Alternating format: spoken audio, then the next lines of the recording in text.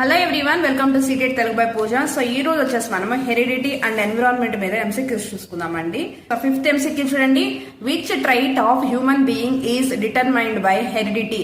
So కింది వాటిలో ఏ trait మనకి హెరిడిటీ ద్వారా నిర్ణయించబడుతుంది? సో మోరల్ వచ్చేసి హెరిడిటీ ద్వారా కాదండి, ఎన్విరాన్మెంట్ ద్వారా. టెంపర్మెంట్, సో టెంపర్మెంట్ కూడా చాలా తక్కువ టైమే ఉంటుంది, సో ఇది కూడా ఎన్విరాన్మెంట్ ద్వారా.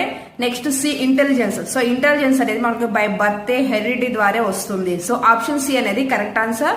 ఆప్షన్ డి సోషల్, ఇది కూడా environment, so wrong answer. So next sixth question చూడండి, which disease is hereditary. So కింది వాటిలో ఏ డిసీజ్ మనకి హెరిడిటీ ద్వారా వస్తుంది? Option A ADHD, attention deficit hyperactive disorder, ఇది మనకి హెరిడిటీ ద్వారా రాదు. Next option B phenylketonuria, so ఇది మనకి హెరిడిటీ ద్వారా వస్తుంది. ఇది ప్రీవియస్ ఇయర్ ఎంసీక్యూ, సో బాగా గుర్తుపెట్టుకోండి. నెక్స్ట్ ఆప్షన్ సి పార్కిన్సన్స్ అండి, అంటే ఇది వణుకుడు జబ్బు అంటారు కదండి, ఇది కొంచెం ఓల్డ్ ఏజ్ లో వస్తుంది, ఇది కూడా కాదు, హెరిడిటీ ద్వారా రాదు. Option D HIV or AIDS, so ఇది కూడా మనకి హెరిడిటీ ద్వారా రాదు. సో హెచ్ఐవి ఎయిడ్స్ ఉన్న పేరెంట్స్ కూడా స్పెషల్ మెడిసిన్ వాడి అది వాళ్ళ కడుపులో గర్భంలో ఉండే బేబీకి రాకుండా కూడా ఈ రోజుల్లో టెక్నాలజీ వచ్చిందండి.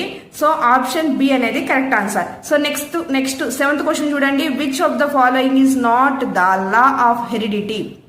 సో వీటిలో ఏది లా ఆఫ్ హెరిడిటీ కాదు? సిమిలారిటీ లా ఆఫ్ హెరిడిటీ కాదా? Next variation law of heredity కాదా? Next regression. So law of resemblance అన్న సిమిలారిటీ అన్న ఒకటే, లా ఆఫ్ వేరియేషన్ ఉంది హెరిడిటీలో, లా ఆఫ్ రిగ్రెషన్ ఉంది హెరిడిటీలో, సో మోటివేషన్ అనేది లేదు. So option D correct answer. Thank you. Follow for more updates.